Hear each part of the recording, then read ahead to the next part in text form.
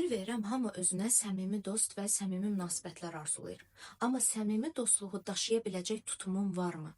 Səmimi dost sadəcə sənin yaxşı günlərində yanında olan, səninlə deyib gülən, başına bir pis hadisə gələndə qaça-qaça gəlib sənin başını sığallayan insan deyil. Sağlam konfliktlər yaşaya bildiyin insandır. Aranızda bir problem olanda, nəsə bir narahatçılığı olanda və ya sənin hansısa bir hərəkətin xoşuna gəlməyəndə onu rahatlıqla sənə deyə bilən insandır səmimi dost. Sənin eqon qalxanda, bəzən özünə zərər verə biləcək hərəkətlər edə biləndə və ya sənə zərər verə biləcək insanları həyatına alanda ərk eləyib sözün doğrusunu sənin üzvə deyə biləndir səmimi dost.